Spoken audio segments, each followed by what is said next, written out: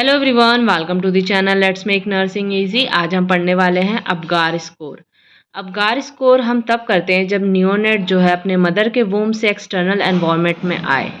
Apgar scoring अगर हम इसमें देखें तो a score that is given by American anesthesiologist in 1951।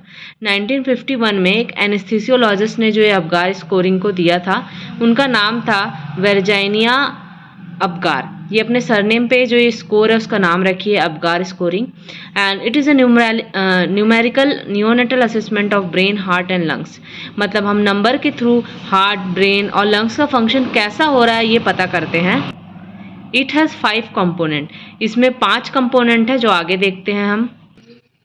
उससे पहले जो इसका स्कोर है वो 0 से 10 के बीच में होता है। मिनिमम अगर बोले कम से कम तो 0 होता है, मैक्सिमम हमारा 10 होता है। और इसमें जो इसका असेसमेंट है, जैसे कि अगर न्यूबॉर्न पैदा हुआ तो उसके पैदा होते ही 1 मिनट में हमको इसका असेसमेंट करना रहता है, 5 मिनट में असेसमेंट करना रहता है और 10 मिनट में असेसमेंट करना रहता है। ये हम क्यों असेस करते हैं? ताकि जो वो न्यूनेट है जो जन्मा है वो बाहर के एनवायरनमेंट में एडजस्ट हो पा रहा है कि नहीं, हम इससे ये अगर उसका स्कोर अच्छा है मतलब कि वो एनवायरनमेंट जो एक्सटर्नल एनवायरनमेंट है उसमें अच्छे से एडजस्ट हो पा रहा है, अच्छे से रह पा रहा है। अगर वही एक कम होता जा रहा है यानी कि उसको वो जो बाहर का एनवायरनमेंट है वो एक्सेप्ट नहीं कर पा रहा है। अब इसका स्कोर देखें तो स्कोर इसमें 0, 1 और 2 रहता है। स्कोर में हम इसका सबसे पहले जो देखते हैं अपीयरेंस देखते हैं। अपीयरेंस में हम क्या देखेंगे? स्किन का कलर देखेंगे। अगर उसका ब्लू कलर है यानी कि पूरा जो बेबी है उसके साइनोसिस हो रखा है, यानी कि उसके पूरे बॉडी में क्या है, ब्लड नहीं सर्कुलेट हो रहा है, तो हम उसको 0 देंगे। अगर 1 है एक्रोसाइनोसिस यानी कि उसका जो हाथ पैर है ना वो ब्लू रहेगा, लेकिन जो उसका सेंट्रल बॉडी रहेगा वो क्या है, पिंकिश रहेगा। और 2 अगर हम उसको देंगे तो उसका पूरा बॉडी क्या है, पिंक रहेगा। पिंक बेबी यानी कि वो नॉर्मल बेबी है, उसके बॉडी में अच्छे से सर्कुलेशन हो रहा है। एक्रोसोमी यानी कि उसके हाथ पैर में अच्छे से अभी सर्कुलेशन नहीं हो रहा है, मतलब उसकी एक्सट्रीमिटीज जो रहती है ना वो ब्लूइज है, बाकी उसका बॉडी पिंक है।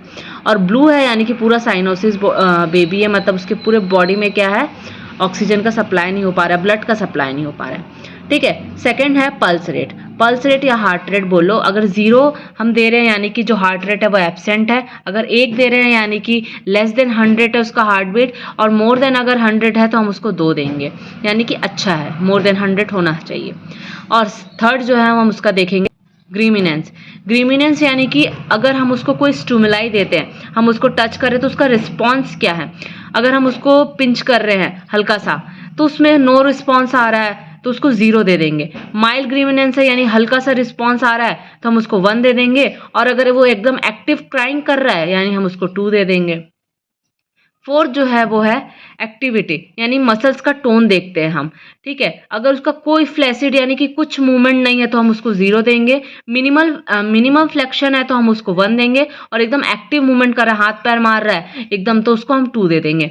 वही हम इसका रेस्पिरेशन रेट देखेंगे। अगर उसमें रेस्पिरेशन क्या है, एकदम उसका एफर्ट देखते हैं कैसा रेस्पिरेशन वो कर रहा है। अगर उसमें कोई एफर्ट नहीं दिख रहा तो 0 देंगे। अगर उसमें इर्रेगुलर रेस्पिरेशन दिख रहा है, मतलब थोड़ा ले रहा है फिर थोड़ा रुक रहा है, तो हम उसको 1 दे देंगे। और एकदम रेगुलर रेस्पिरेशन है, अच्छे से सांस ले रहा है, तो हम उसको 2 दे देंगे।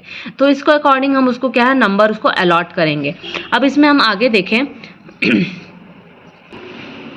तो इर्रेगुलर रेस्पिरेशन हम कैसे पता करेंगे? तो नेजल फेरिंग्स होंगे, यानी कि उसके जो नोज के फेरिंग्स यानी कि नोज जो रहता है वो फूलेगा ऐसा लगेगा हमको।